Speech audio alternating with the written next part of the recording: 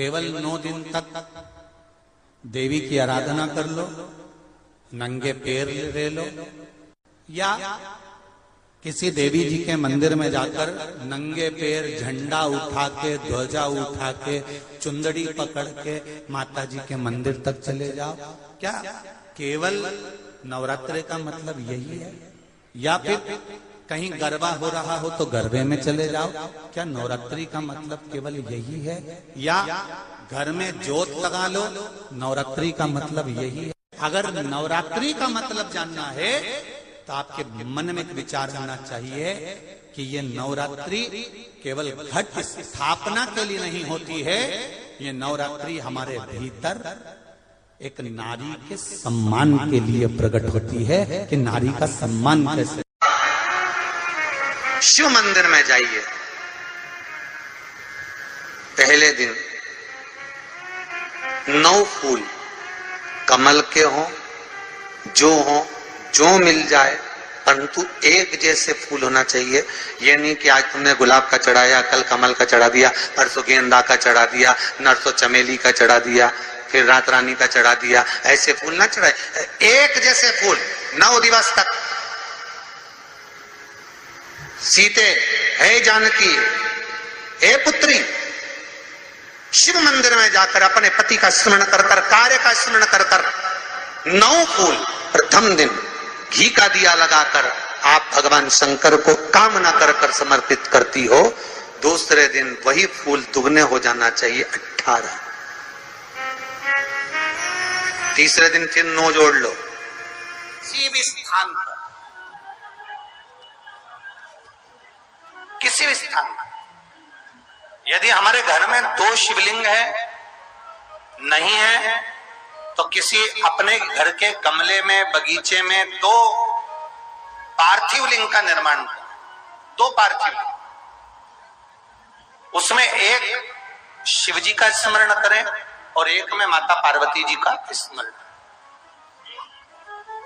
देवादिदेव महादेव के 2 स्वरूप, 2 लिंग प्रकट कर कर, एक पर 9 पुष्प लाल और एक पर श्वेत पुष्प 5 समर्पित करें।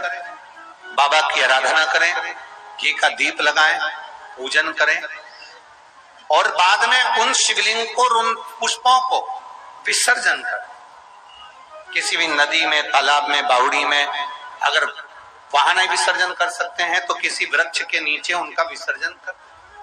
और ये नवरात्रे, ये जो गुप्त नवरात्रे हैं, इस माघ महीने में जो गुप्त नवरात्रि आती है, इसी के अंतर्गत इसका पूजन है। एक बार हमने पहले वर्णन किया था, जिसके यहाँ संतान नहीं होती उसके लिए भी पहले श्रृंगी ऋषि ने नवरात्रि का बड़ा वर्णन किया। नवरात्रि के लिए कहते हैं कि नवरात्रि के अंतर्गत 9 लाल फूल और 5 श्वेत पुष्प, ये दोनों।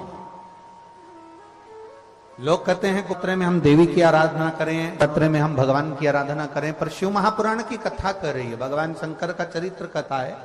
अगर आपने देवी भागवत का स्मरण किया हो या भगवान शिव की एक पवित्र आनंदमय कथा स्कंद पुराण के काशी खंड में अगर सुनी हो या उसमें भी नहीं पढ़ पाए हो तो श्रृंगी ऋषि के चरित्र में आता है। श्रृंगी बाबा ने वर्णन किया है कि किसी भी स्थान पर, किसी भी स्थान पर यदि हमारे घर में 2 शिवलिंग है, नहीं है, तो किसी अपने घर के गमले में, बगीचे में 2 पार्थिव लिंग का निर्माण करें। 2 पार्थिव लिंग, उसमें एक शिव जी का स्मरण करें और एक में माता पार्वती जी का स्मरण। देवादिदेव महादेव के 2 स्वरूप, 2 लिंग प्रकट कर कर, एक पर 9 पुष्प लाल और एक पर श्वेत पुष्प 5 समर्पित करें। बाबा की आराधना करें, घी का दीप लगाएं, पूजन करें और बाद में उन शिवलिंग को, उन पुष्पों को विसर्जन करें। किसी भी नदी में, तालाब में, बावड़ी में, अगर वहां नहीं विसर्जन कर सकते हैं तो किसी वृक्ष के नीचे उनका विसर्जन कर दे।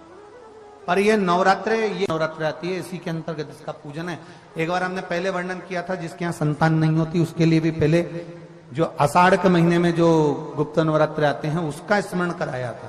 नवरात्रि में भी देवी की आराधना का एक स्मरण का सुख है महाराज। ज्योत का विधान है, नवरात्रि में देवी की ज्योत लगती है, अखंड ज्योति लगती है, जवारे बुआए जाते हैं, कलश लगता है। ज्योत का भी विधान है। जिसके यहाँ दिया अखंड जलाया जाता है, अगर वो दिए की लो, दिए की बाती अगर दक्षिण दिशा की होती है तो उसके घर में साल भर में एक घात जरूर होती है। जो दिया अखंड जलता है उसकी बाती का मुख दक्षिण का नहीं होना चाहिए।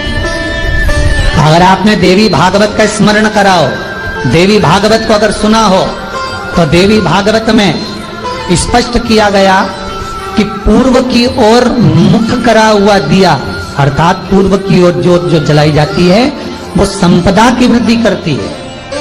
पश्चिम की ओर मुख कर कर जो ज्योत लगाई जाती है महाराज वो वैभव को देती है, और उत्तर की ओर जो मुख कर कर ज्योत जलाई जाती है, उत्तर की ओर जो ज्योत का मुख रहता है वो आयु की वृद्धि करती है, घर में अकाल मौत को रोकती है। दक्षिण की ओर ज्योत ना लगाएं। अगर आपको लगाना है पूरब की लगाएं, पश्चिम की लगाएं या उत्तर की लगाएं।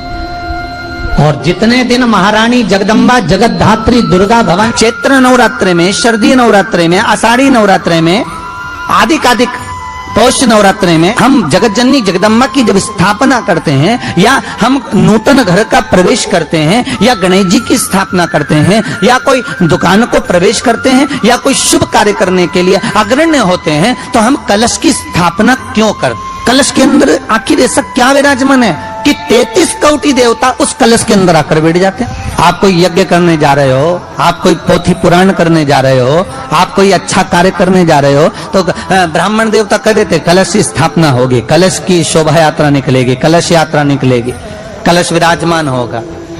उस कुंभ की उस घड़े की महत्वता कहां से प्रकट हो गई? शिव महापुराण की कथा कहती है महाराज, भगवान ओघड़दानी शंकर स्वयं आद्य शक्ति जगदम्बा से कहते हैं कि जगदम्बा तू क्या चाहती है बोल। तो जगत जननी जगदम्बा कहती है कि जहां मैं हूं वहां शंकर है, ये आपने कह दिया, पर जहां शंकर है वहां पार्वती का होना जरूरी है। उसके लिए सिद्ध करने के लिए एक स्थान ऐसा बनाया जाए जहां पर शंकर विराजमान है और शंकर के साथ पार्वती विराजमान है। तो शिव जी ने कहा पार्वती उसके लिए मैं तुझे एक सुंदर कलश का निर्माण कर कर देता हूं। अष्टमी के दिन कन्याओं का भोजन कराओ या नवमी के दिन कन्याओं का भोजन कराओ। पर देवी भागवत तो कहती है, देवी भागवत तो वर्णन करती है कि पहले नवरात्रि से लेकर नौमी तिथि तक जितने दिन देवी के होते हैं, प्रत्येक दिन में आप किसी भी दिन कन्याओं का भोजन करा सकते हो, पहली रात्रि से लेकर, पहला दिन से लेकर। पर 9वें दिन तो सवेरे पूजन करके यज्ञ करके अनुष्ठान करके देवी को विसर्जन कर दिया, फिर नवरात्रि पूर्ण कैसे हुई? नवरात्रि की पूर्णता होती है अमावस्या की रात से गिनी जाती है। कौन से दिन से गिनते हैं? अमावस्या की रात्रि, फिर एकम की रात्रि, फिर दूज की रात्रि, ऐसे गिनते गिनते अष्टमी की रात्रि तक और नौमी के दिन सुबह तक या दोपहर तक या शाम तक, जब तक आप यज्ञ ना करें तब तक ये 9 रात्रियां पूर्ण गिनी जाती है महाराज देवी भागवत के हिसाब से पूर्णता। अब हमने कन्या भोजन का जो क्रम बनाया, अष्टमी के दिन करा देंगे, नौमी के दिन करा देंगे, इस तिथि को करा देंगे, पर भाव देखिए शास्त्र कहता है भूखे को भोजन जब कराइए जब उसको भूख लगी हो, और ऐसों को कराइए जिसको जरूरत पड़ रही है।